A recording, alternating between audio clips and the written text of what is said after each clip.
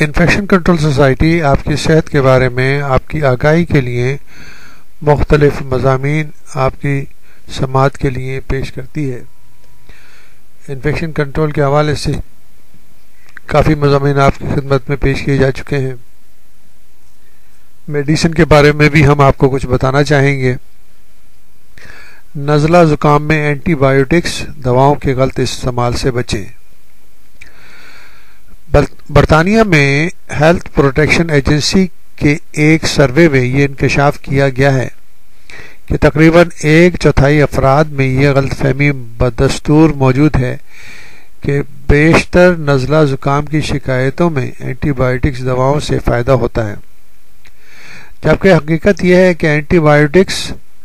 Viruses پر اثر انداز نہیں ہوتی۔ سانس کی نالیوں کا زیادہ تر انفیکشن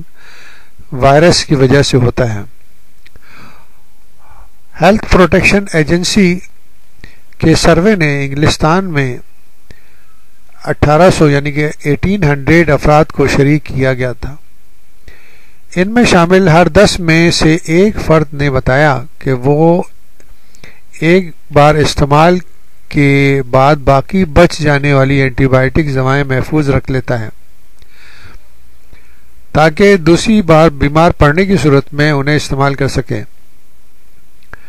طبی ماہرین کا اصرار ہے کہ اینٹی بایوٹکس دوائیں امرت دھارا نہیں ہیں اور انہیں ہر بیماری میں استعمال کر کے یہ توقع رکھی جائے کہ اس سے شفا ہو جائے گی۔ انہوں نے خبردار کیا ہے کہ اینٹی بایوٹکس کے غلط استعمال اور دوا ساز کمپنیوں کی جانب سے نئی جراثیم کش دواؤں کی تیاری میں ناکامی کے باعث ایسی متعدی بیماریوں کی تعداد بڑھ سکتی ہے جن پر موجودہ دوائیں کارگر نہیں ہو رہی ہیں۔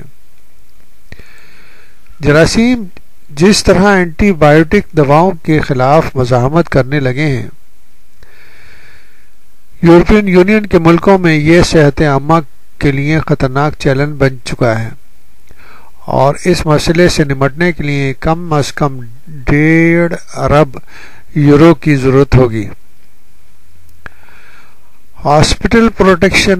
ہیلتھ پروٹیکشن ایجنسی کے ڈاکٹر کلیوڈ نامک نے کہا ہے کہ اپنا علاج خود کرنا سیلف میڈیکیشن غیر محفوظ طریقہ ہے۔ اس سے جراثیموں کو دواؤں کے خلاف مزاحمت بڑھ سکتی ہے۔ ہیلتھ پروٹیکشن ایجنسی کے سروے میں شریک 500 یعنی 500 افراد کو گزشتہ سال ڈاکٹروں نے اینٹی بایوٹکس دوائیں تجویز کی تھیں، جن میں سے 11% نے بتایا کہ اس وقت کی بچی ہوئی دوائیں ان کے گھروں میں موجود ہیں، اور 6% افراد نے کہا کہ اگر مستقبل میں کوئی انفیکشن ہوا تو وہ انہیں استعمال کرنے کا ارادہ رکھتے ہیں۔ ڈاکٹر میک نے بتایا کہ اس بات کے ثبوت موجود ہیں کہ آپ جتنا زیادہ اینٹی بایوٹکس استعمال کریں گے، جراثیم کی دواؤں کے خلاف مزاحمت اتنی ہی زیادہ بڑھتی جائے گی، اور یہ بھی ہو سکتا ہے کہ اینٹی بایوٹکس دواؤں کے کثرت کے استعمال سے دستوں کی یعنی کہ ڈائریا کی شکایت پیدا ہو جائے۔ ہم نے آپ کو پہلے بھی بتایا کہ یہ جو پالیسی ہے سیلف میڈیکیشن کی، یہ انتہائی خطرناک ہے، اور ہمارے جیسے ملکوں میں پاکستان، انڈیا، بنگلہ دیش، سری لنکا وغیرہ میں تو یہ ساری میڈیسن اینٹی بایوٹکس جو ہیں وہ کاؤنٹر میڈیسن کے طور پر ہر میڈیکل اسٹور سے مل جاتی ہیں، اور ان کا بے تحاشا استعمال ہمارے جیسے ملکوں میں جراثیموں کو مسلسل ریزسٹنٹ بناتا جا رہا ہے، اور اب یہ دیکھا گیا ہے کہ بے شمار جراثیم ایسے ہو گئے ہیں کہ ان کے اوپر کوئی میڈیسن اثر ہی نہیں کرتی، خاص طور پر اسپتالوں میں جو انفیکشن پیدا ہو جاتے ہیں، جن کو ہم نوزوکومیل انفیکشن کہتے ہیں، یعنی کہ پیشنٹ ہاسپٹل میں جانے کے بعد ٹھیک ٹھاک گیا تھا اور معمولی سے مسئلے کے لیے ہاسپٹل گیا تھا، مگر اس کو ہاسپٹل کے جراثیموں سے انفیکشن ہو گیا، اور وہ جراثیموں کا انفیکشن اتنا خطرناک ہوتا ہے کہ ان پر کوئی دوائیں اثر نہیں کرتی۔ بارہا یعنی کہ ہم نے یہ دیکھا ہے کہ مائکروبایولوجسٹ جب کلچر اینڈ سینسٹیوٹی کی پلیٹیں دیکھتے ہیں تو روزانہ اپنا سر پکڑ کے بیٹھ جاتے ہیں کہ کچھ جراثیم ایسے ہوتے ہیں جن کے اوپر کوئی دوا سینسیٹیو نظر نہیں آتی. اب آپ خود ہی بتائیے کہ جب اس قسم کا جب ٹیسٹ ہوگا اور اس کے اندر کوئی میڈیسن جو ہے کارگر نظر نہ آتی ہوگی تو ڈاکٹر یا مائکروبایولوجسٹ کا کیا حال ہوتا ہے؟